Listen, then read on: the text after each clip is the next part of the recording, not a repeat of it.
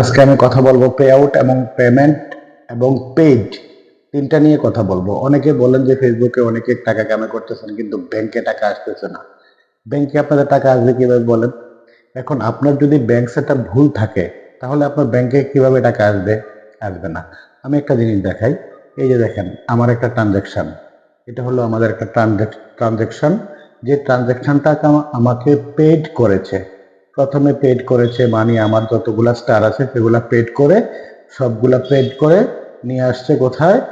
Dutch Bangla bank, আমার যে ব্যাংকে, সেটা $118 আমাকে পেড করেছে। নাম্বার টুতে আমি যাই।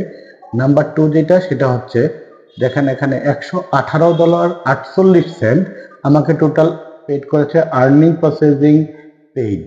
এই টাকাটা আমাকে এখানে লেখা হয়েছে it make up to 7 working days for the money be visible in your bank account if you don't see the money after 7 working days. হ্যাঁ, কন্ট্যাক্ট ইউর ব্যাংক। আমাকে এখান থেকে বলা হয়েছে যে আমি পুরো ডিটেলসে যাই না, 7 দিন মানে যেদিন আমাকে পেড করেছে 21শে অক্টোবর 2025। তো এই 21শে অক্টোবর থেকে 7 দিনের ভিতরে যে কোনো সময় আমাকে এই টাকাটা ব্যাংকে পেড দিবে। আমাকে পেডও দিয়েছে ব্যাংকে।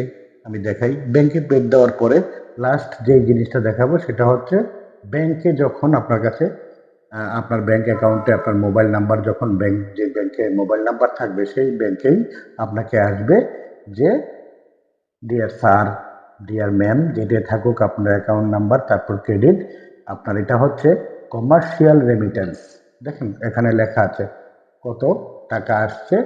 যখন এই মেসেজটা আপনার কাছে চলে আসবে, কখনো কখনো কিন্তু মেসেজ দেয় না, কখনো কখনো মেসেজ দেয়, কখনো কখনো দেয় না। আপনি ব্যাংকে যোগাযোগ করলেই হয়ে যাবে। যখন দেখবেন 7 দিনের বেশি হয়ে গেছে আপনার মেসেজ দিচ্ছে না, তখন আপনি ব্যাংকে যোগাযোগ করবেন, করলেই আপনি বুঝতে পারবেন টাকাটা জমা হয়েছে কিনা। তো দেখেন, ব্যাংকে টাকা আসবে আপনার যদি সবকিছু ঠিকঠাক থাকে। যখন পেড দেওয়ার পরেও অনেকের ব্যাংকে টাকা আসে না, আসবে কিভাবে? তাদের ব্যাংক সেটআপই যদি ভুল থাকে, তাই না?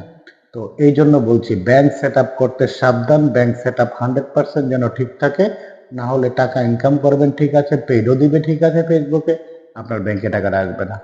এতে করে আপনি বিড়ম্বনায় পড়বেন। সুতরাং সবকিছু জেনে বুঝে, যেহেতু আমি আগেও বলছি এখনো বলি, এই ব্যাংক সেটআপটা হচ্ছে সবচেয়ে সবচেয়ে গুরুত্বপূর্ণ একটি সেটআপ।